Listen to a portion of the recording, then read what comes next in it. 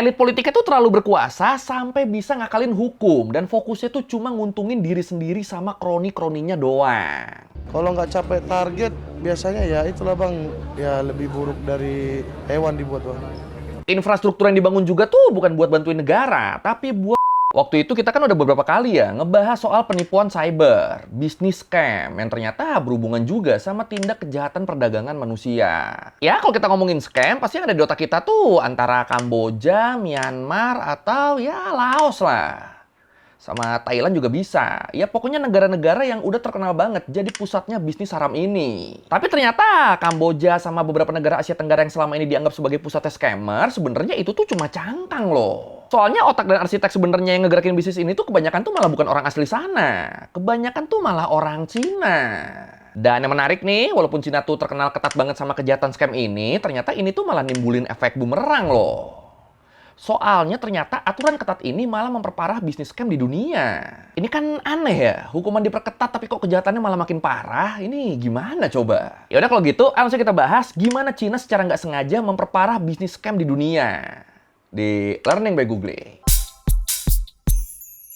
Ya kalau kita ngomongin penipuan, scam, apalagi yang basisnya udah digital, itu kan bisa dibilang udah another level kan ya. Ya kalau dulu kan yang terkenal banget tuh kan modusnya kan kayak modus mama minta pulsa atau modus di telepon polisi yang bilang kalau keluarga kita tuh pengedar narkoba. Atau yang masih sering terjadi di sekarang juga tuh ini, phishing. Lu bakal dikirimin link atau file yang ngebikin para pelakunya tuh jadi bisa ngakses data-data pribadi lu. Nah tapi itu semua tuh bisa dibilang masih level scam yang ece-ece lah. Biasanya pelakunya tuh antara individu atau kelompok kecil yang ngincer keuntungan yang relatif kecil. Nah tapi kalau kita ngomongin scam-scam kayak yang di Kamboja sama Myanmar misalnya, wah itu tuh udah bener-bener beda level tuh. Bahkan bisa dibilang kejahatan ini tuh levelnya tuh udah industri, udah bisnis skala gede. Nih, kalau menurut laporan dari US China Economic and Security Review Commission disebut, jaringan penipuan di Asia Tenggara tuh bisa ngasilin duit sampai puluhan miliar dolar loh tiap tahunnya loh. Edan. Kalau menurut laporan ini, di tahun 2023 aja, pendapatan dari satu jenis scam yang biasa dikenal sebagai skema jagal babi, itu aja tuh bisa ngasilin duit sampai 64 miliar dolar loh. Dan duit ini tuh skalanya tuh udah setara sama perdagangan narkotika global. Ini kan gila banget kan. Bahkan nih, di negara-negara Asia Tenggara yang jadi pusat industri scam ini, kayak Kamboja, Laos, sama Myanmar, pendapatan dari industri haram ini tuh udah setara sama 40% PDB resmi negara-negara ini loh. Dan lebih parahnya lagi, jaringan industri ini juga tuh dikuasain sama elit-elit politik di sana. Yang ngebikin kejahatan ini jadi makin tumbuh subur deh. Makanya negara-negara kayak Kamboja gini tuh kan sering disebut sebagai scam state kan, sebagai negara scam. Karena ya itu, dipercaya keuntungan dari bisnis ini tuh ada yang masuk ke negaranya.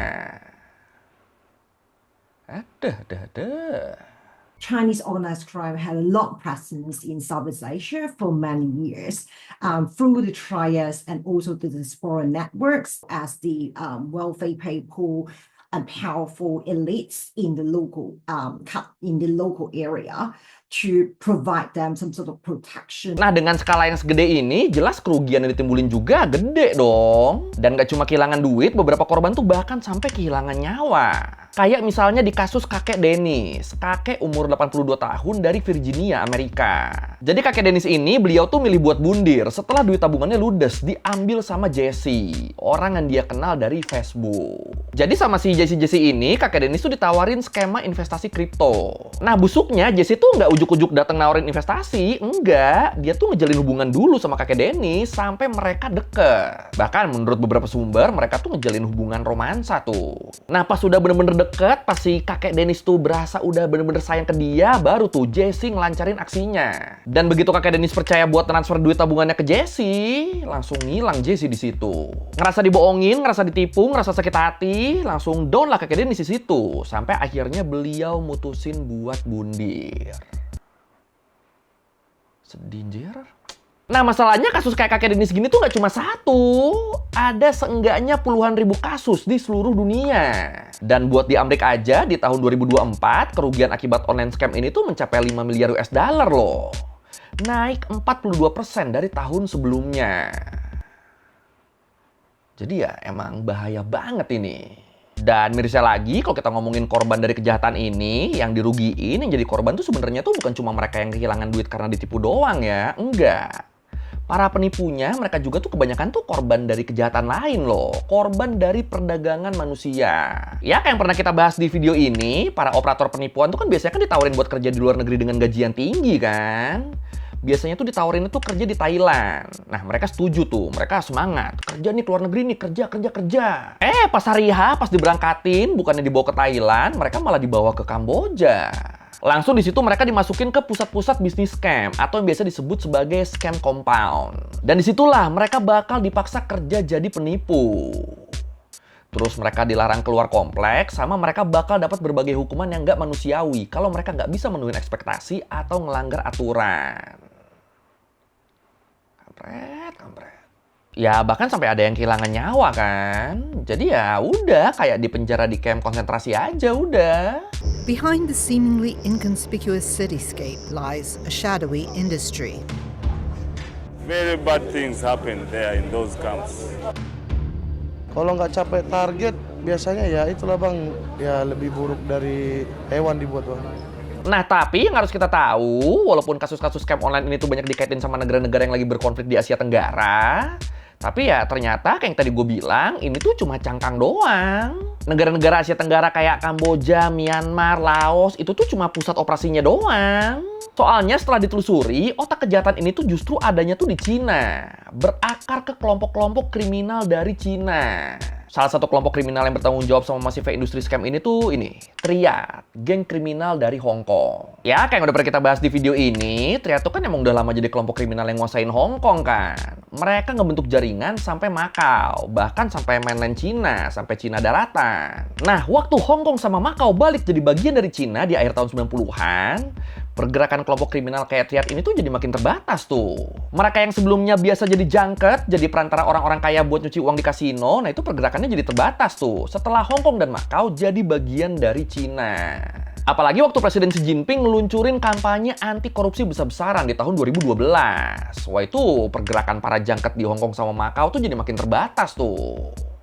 Tapi ternyata bukan yang ngebikin kelompok kriminal ini lemah, kampanye anti korupsi di Cina ini tuh malah ngebikin geng-geng kayak Triad tuh muter otak, malah jadi makin kreatif mereka. Mereka mikir-mikir gimana caranya buat kita tetap survive ya. Dan akhirnya mereka nemuin secerca harapan di Asia Tenggara. Kenapa harapan barunya justru ada di Asia Tenggara? Ya soalnya negara-negara kayak Kamboja, Laos, sama Myanmar tuh kan terkenal punya pemerintahan yang korup kan. Elit politiknya tuh terlalu berkuasa sampai bisa ngakalin hukum. Dan fokusnya tuh cuma nguntungin diri sendiri sama kroni-kroninya doang. Belum lagi kayak di Myanmar misalnya, kondisi keamanan di sana tuh kan lagi nggak stabil karena perang saudara kan. Jadinya banyak banget deh tuh wilayah-wilayah yang akhirnya jadi lahan subur bisnis haram karena nggak bisa dijangkau sama aparat. Atau ya sekalinya terjangkau sama aparat juga, aparatnya bisa dibayar biar bisnisnya bisa lancar. Gitu juga bisa tuh. Akhirnya ya udah dimanfaatin deh tuh negara-negara Asia Tenggara sama geng-geng kriminal dari Cina buat ngebangun kasino dan pusat perjudian. Sama ya udah pasti biar makin aman mereka ngejalin kerjasama bareng elit politik setempat buat ngelebarin sayap bisnis haramnya. Ya kreatif sih ya, kreatif. Haramnya kreatif. Named after Cambodia's last king, Sihanoukville was once a quiet seaside town. Today it's undergoing a dramatic transformation. For the past 3 years, Chinese investment has poured in. And the focus of all this construction? Casinos. 以后会成为一个东方的拉斯维加斯。 Nah tapi terus di tahun 2020 kan pandemi, lockdown, kasino-kasino mulai sepi deh. Nggak ada pelanggan, khususnya turis-turis dari Cina. Tapi tetap kehantam masalah lagi, mereka bukannya nyerah, yang ada mereka malah makin muter otak nih. Gimana caranya ya biar kita tetap bisa jalan ya? Mikir-mikir, akhirnya mereka nemu solusi. Mereka ngubah model bisnis yang awalnya kasino fisik, tempat judi offline, jadi pusat judi online. Ya kalau kita berkaca sama kasus yang ada di Indonesia kan, kasus maraknya judi online juga kan kayaknya kan emang makin parahnya kan sejak pandemi ya. Dan itu ternyata emang ada hubungannya sama perubahan model bisnis haram ini. Dan ya akhirnya selain ngembangin bisnis judol, sindikat kriminal ini juga tuh ngebangun pusat bisnis scam online yang skalanya tuh gede banget. Udah jadi industri lah bisa dibilang. Dan salah satu alasan kenapa bisnis ini tuh bisa berkembang segede ini, kenapa bisa sukses banget, ini tuh karena ada satu metode andalan yang mereka pakai. Namanya metode pig butchering. Metode jagal babi. Metode apa tuh? Simpelnya ini tuh metode yang mirip kayak orang melihara hewan ternak buat akhirnya disembelih dan diambil dagingnya. Jadi di awal para penipu ini tuh mereka tuh bakal nyari target yang dirasa punya banyak duit. Biasanya tuh antara orang-orang tua pensiunan atau orang yang pekerja keras tapi fakir asmara. Nah, habis target dipilih, habis korbannya dipilih, ya mereka bakal ngedeketin si korban tuh. Ngejalin hubungan sama si korban, pokoknya sampai si korban tuh punya kepercayaan ke mereka, ke si penipu. Nah, waktu si korban dirasa udah siap dipanen, udah siap disembelih, para pelaku bakal ngasih janji manis dengan syarat si korban harus investasi sejumlah uang. Kadang-kadang ada yang dijanjiin kawin lah, ya macem-macem. Kayak misalnya, aku mau kawin sama kamu, tapi aku harus minjem uang kamu, aku harus bayar utang aku yang banyak dulu. kayak gitu tuh misalnya tuh. Atau bisa juga, Oke, ayo kita nikah, aku milik kamu seutuhnya, tapi kamu bantuin aku ini dong, invest di kripto dong. Nanti kan uangnya kan buat kita-kita juga. gitu juga bisa tuh. Nah, karena tadi si pelaku ini tuh udah ngebangun trust ke si korban kan, akhirnya korban jadi lengah deh. Mereka percaya-percaya aja sama si pelaku. Bener-bener gak kerasa tuh kalau sebenarnya selama ini dia tuh udah dipelihara buat dijagal, buat diambil hartanya sama si pelaku. Dan kalau uangnya udah didapet, ya udah ngilang deh tuh si pelaku tuh, depresi deh korbannya. Biadab. In a pig butchering scam, criminals convince victims to invest increasing amounts of money over time. It is often an elaborate scheme built on trust and manipulation. Nah, mungkin ini di sini lu ada yang mikir, gua mah nggak bakal ketipu yang gini-ginian. Apalagi kalau udah sering lihat konten-konten soal modus penipuan di internet, itu kan emang terasa mustahil bakal kena kan? Tapi ya iya, mungkin kita nggak akan kena. Cuma kayak gue bilang tadi, salah satu target utama mereka tuh kan orang-orang yang udah tua kan, yang biasanya tuh nggak ngerti-ngerti amat sama teknologi, sama keamanan data pribadi, apalagi skema investasi. Apalagi dengan makin canggihnya teknologi AI, para pelaku tuh kan bisa dengan mudah ngeyakinin korban kan. Kalau dulu nipunya tuh paling lewat email, SMS, atau telepon, sekarang korban skema pig butchering tuh bisa dengan mudah percaya soalnya mereka ngerasa hubungan yang terjalin tuh kan natural banget kan. Mereka ngerasa beneran chat sama pasangan idaman mereka, teleponan, video call, ya bener-bener berasa kayak pasangan LDR lah. Padahal si orang idaman yang dia lihat tuh sebenarnya semuanya tuh hasil rekayasa AI. Isi chatnya dibikin sama AI, suaranya suara AI, bahkan video yang dipakai buat video call juga tuh di-generate sama AI. Jadi ya jelas ini bahaya banget kan buat yang nggak ngerti kan. Oh ya, sama ada satu lagi nih menurut gue gila juga nih. Jadi kalau menurut The Wire China, salah satu cara yang dilakuin para pelaku kejahatan dari Cina buat bisa ngebangun fasilitas kriminal dengan mudah di negara lain adalah dengan cara nyatut proyek BRI-nya Cina.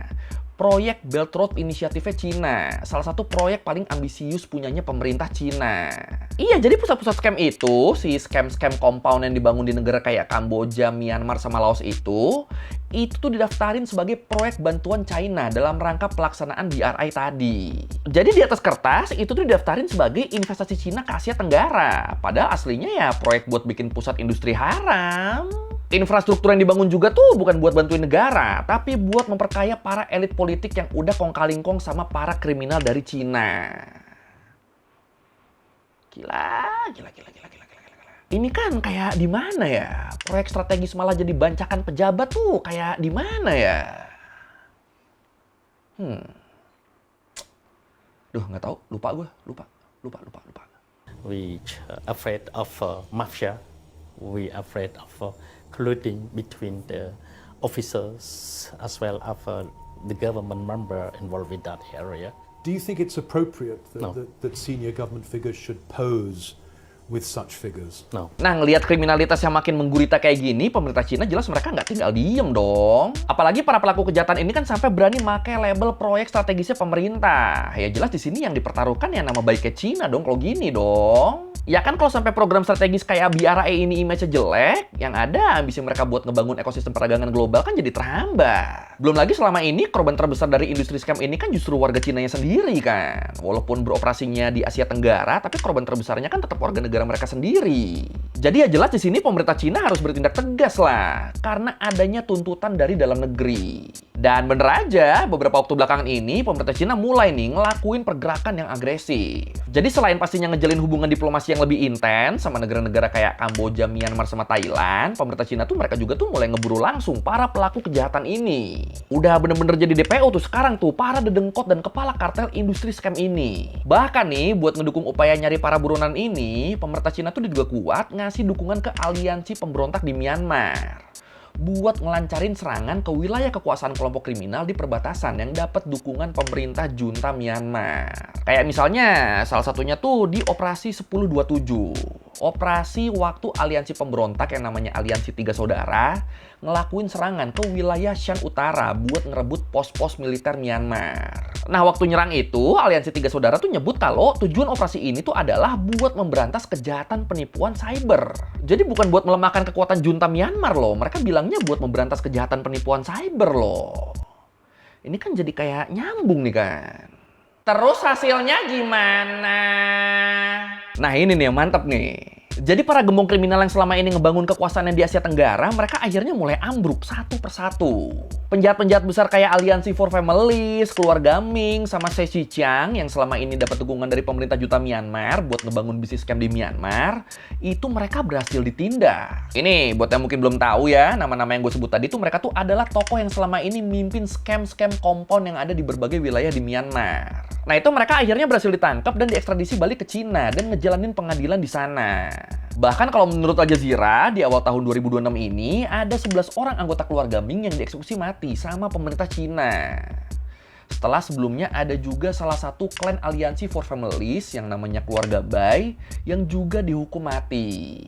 Dan ini jujur kalau kayak gini gue salut sih sama Cina sih. Ya soalnya walaupun mereka udah nggak beroperasi di Cina tapi tetap dikejar anjir. Sampai dihukum mati lagi.